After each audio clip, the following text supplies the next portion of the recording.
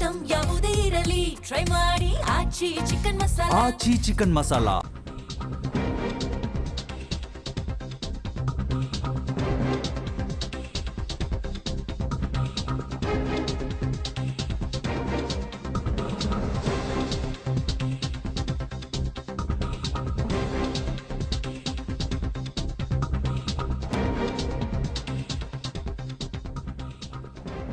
DK Shivakumar ಅವರ ಹುಟ್ಟುಹಬ್ಬ. ಈ ಹುಟ್ಟುಹಬ್ಬದ ಸಂದರ್ಭದಲ್ಲಿ ಅವರ ಪರವಾಗಿ ಬ್ಯಾನರ್ಗಳು ರಾರಾಜಿಸ್ತಾ ಇರೋದು ಸಾಮಾನ್ಯ. ಬಟ್ ಈ ಬ್ಯಾನರ್ ಬೆಳಗಾವಿಯಲ್ಲಿ ಕಂಡು ಬಂತು.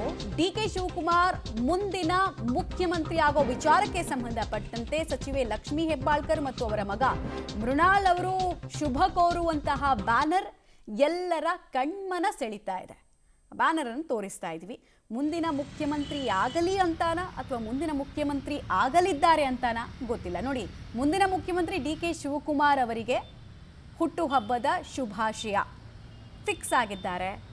ಪಟ್ಟಾಭಿಷೇಕ ಆಗೋದೊಂದೇ ಬಾಕಿ ಅನ್ನೋ ಅರ್ಥದಲ್ಲಿ ಈ ಬ್ಯಾನರ್ ಕಾಣಿಸ್ತಾ ಇದೆ. ಸ್ವತಃ ಈ ಬ್ಯಾನರನ್ನು ಹಾಕಿಸಿದ್ದು ಯಾರು ಅಂತ ವಿಚಾರಣೆ ಮಾಡ್ತಾ ಇದ್ದಾಗ ಮೃಣಾಲ್ ಅವರ ಹೆಸರು ಬಂತು. ಮೃಣಾಲ್ ಹೆಸರು ಬಂದ ಮೇಲೆ ಲಕ್ಷ್ಮೀ ಹೆಬ್ಬಾಳ್ಕರ್ ಅವ್ರ ಹೆಸರು ಬರುತ್ತೆ. ಆ ಥರ ಒಂದು ವಾದ ಇದೆ ಅಷ್ಟೇ, ಇವ್ರ ಕಡೆಯವ್ರು ಹಾಕ್ಸಿದ್ದು ಅಂತ. ಅವರೇ ನಿಂತು ಹಾಕ್ಸಿದ್ರು ಅಂತಲ್ಲ, ಅವ್ರ ಕಡೆಯವ್ರು ಹಾಕ್ಸಿದ್ರು ಅಂತ. ಬಟ್ ಎಲ್ಲರ ಗಮನ ಸೆಳೀತಾ ಇದೆ.